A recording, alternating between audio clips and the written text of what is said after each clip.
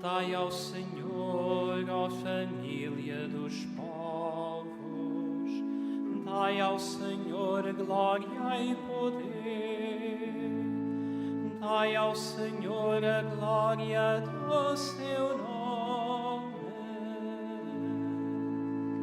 Senhor, tu és a luz que ilumina a terra inteira, tu és a luz que ilumina a minha vida. O Senhor esteja convosco.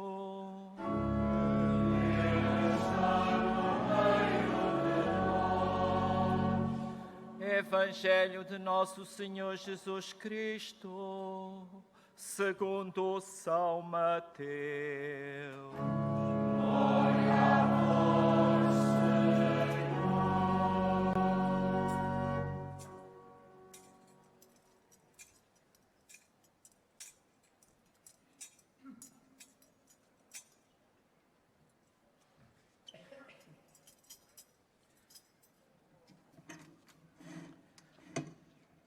Naquele tempo, disse Jesus aos príncipes dos sacerdotes e aos anciãos do povo: ouvi outra parábola.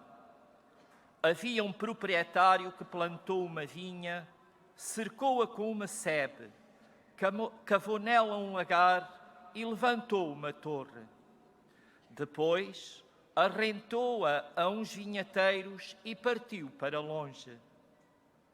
Quando chegou a época das colheitas, mandou os seus servos aos vinhateiros para receber os frutos.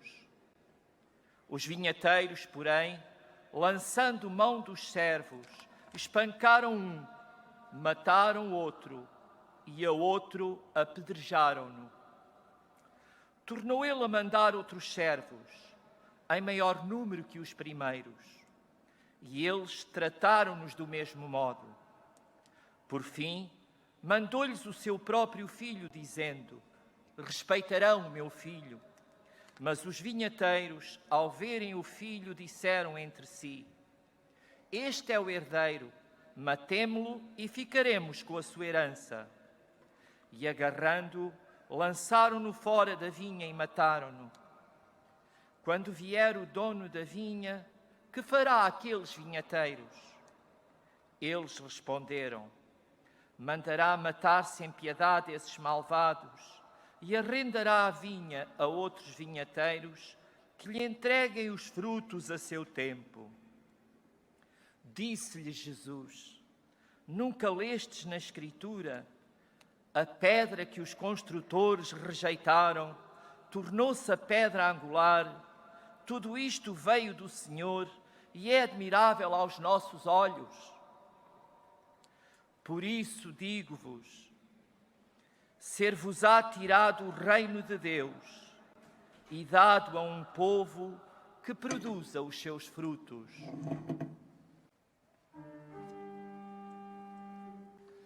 Palavra da salvação. Glória a vós,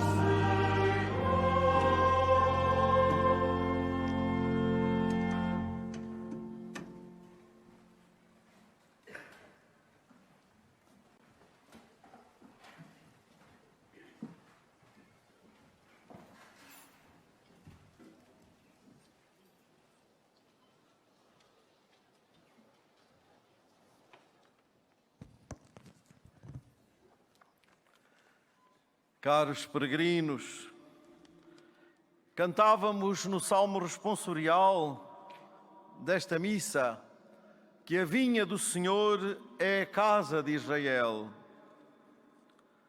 Afinal, cantávamos que a vinha do Senhor somos nós, hoje, Igreja aqui reunida no dia que lhe consagramos, como vinha eleita, escolhida e cuidada pelo Senhor, que nos reúne no seu amor, cuida de nós com desvelos de ternura e misericórdia. sinal desse cuidado de Deus por esta vinha que é a Igreja. É o dom da Eucaristia que nos reúne, na qual o Senhor nos alimenta com a força da sua palavra, com a graça do seu corpo e sangue, pão da vida eterna. Mas também sinal desse cuidado de Deus por esta vinha que é a Igreja que somos, é o Sínodo dos Bispos, que nestes dias está reunido com o Papa Francisco em Roma.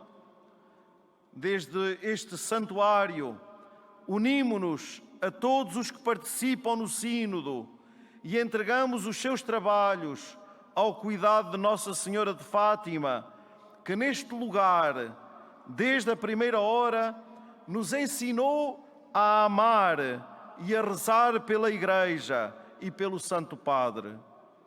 A ela confiamos os bons frutos da Assembleia Sinodal.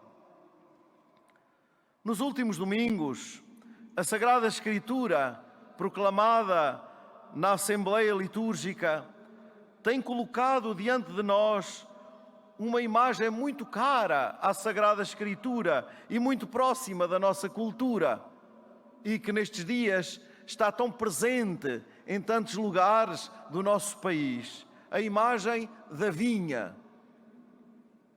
Na Bíblia, esta imagem é muitas vezes utilizada para exprimir os laços de amor que ligam Deus ao seu povo.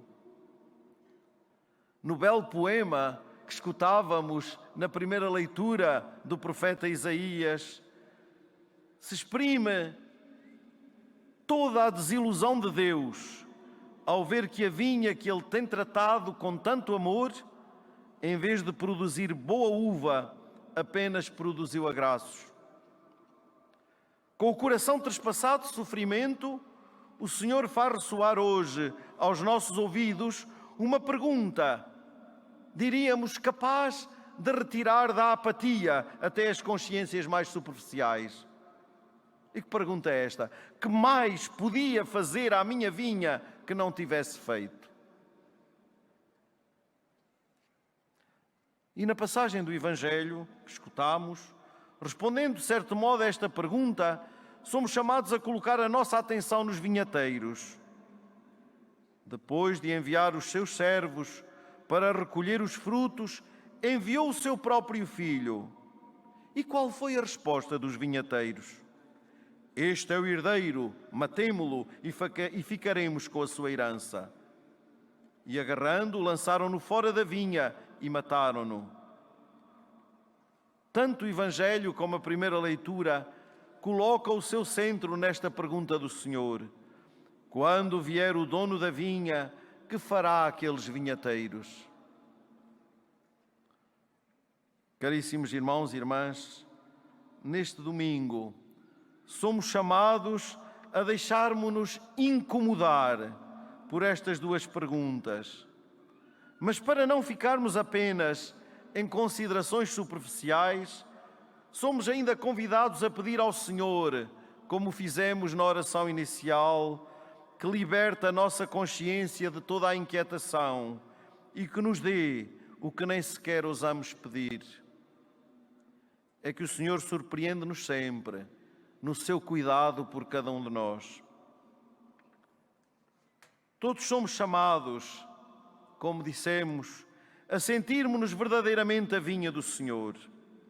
Um grande padre da Igreja, Santo Ambrósio, bispo de Milão, dizia que a vinha é uma prefiguração de nós, o povo de Deus, que estabelecido na raiz da vida eterna, Cristo, vai crescendo maravilhosamente, estendendo os seus braços como uma videira fecunda. De resto, o Concílio Vaticano II insere entre as imagens bíblicas, através das quais se torna possível conhecer a natureza íntima da Igreja, a da vinha. Esta, aí se diz, foi plantada pelo divino agricultor como vinha escolhida. Cristo é a verdadeira vide que dá a vida e fecundidade aos ramos, isto é, a nós, que por meio da Igreja permanecemos nele e sem ele nada podemos fazer. à confiante paciência do Senhor, nem sempre corresponde a nossa disponibilidade para acolhermos os seus convites e produzirmos muitos e bons frutos. Também nós temos dificuldade, tantas vezes, de aceitar o Filho que Ele envia. O envio do seu próprio Filho deve ser entendido por nós como a prova suprema do seu amor. Alguém poderia pensar: enviou-o para tiranizar ou espantar ou culpar os homens. Na verdade, não foi para isso. Enviou-o com pobreza e com bondade, como um rei manda o seu filho. Enviou-o como Deus e como homem entre os homens. E fez isto para salvar, para convencer, não para violentar, porque a Deus não convém a violência. Enviou-o para chamar, não para castigar. Enviou-o para amar, não para julgar, diz na célebre carta a Diogoneto. O Evangelho termina com uma admoestação grave, que devemos escutar com atenção e com a qual nos devemos preocupar, não para termos medo, mas para sermos fiéis. Ser-vos-á tirado o reino de Deus e dado a um povo que produza os seus frutos. Queridos peregrinos, a geografia da fé está em contínua evolução. Comunidades que em tempos eram ricas e fecundas, hoje desapareceram completamente. Outras estão reduzidas ao resto fiel. Por tudo isto, somos hoje convidados a esvaziarmos-nos de tudo aquilo que faz adormecer a nossa fé e nos impede de produzir aqueles bons frutos que o Senhor espera de nós. Sentimos dirigidas a nós e às nossas comunidades as palavras exigentes do grande Bispo Santo Agostinho. Diz ele: eu dirijo a minha admoestação a vós, rebentos santos, a vós que sois plantas frágeis do campo do Senhor. Não se deve poder dizer de vós aquilo que foi dito da vinha da casa de Israel. Esperava que produzisse bons cachos de uvas e só produziu agraços. Deveis tornar-vos bagos daquele que, como bago de uva, foi pisado por vós. Produzi bom fruto, vivei bem. O apóstolo diz: o fruto do Espírito é amor, alegria, paz, paciência, benevolência, bondade, pobreza, fidelidade, domínio de si, castidade.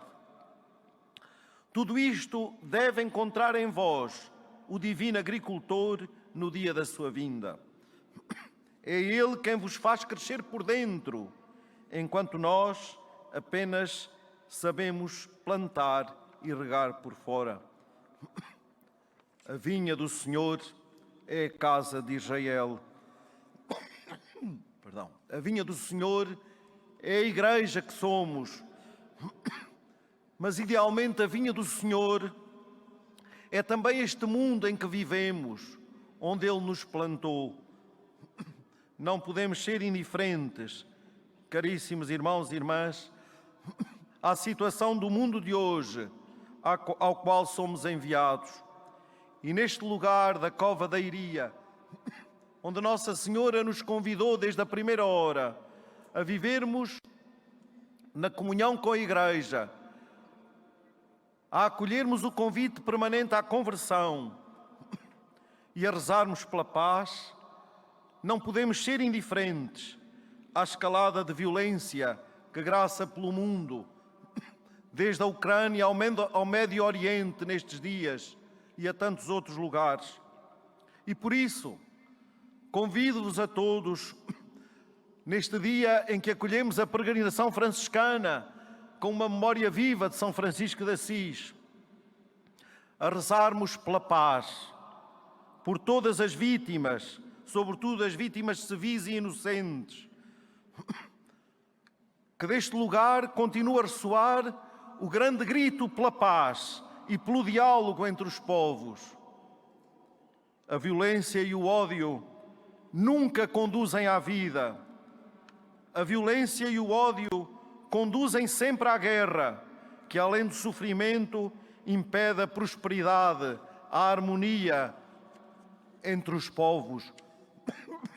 Confiemos à Rainha da Paz, a hora presente da vida do mundo, e cada um de nós se comprometa, como Francisco de Assis, a construir a paz e o bem para com todos.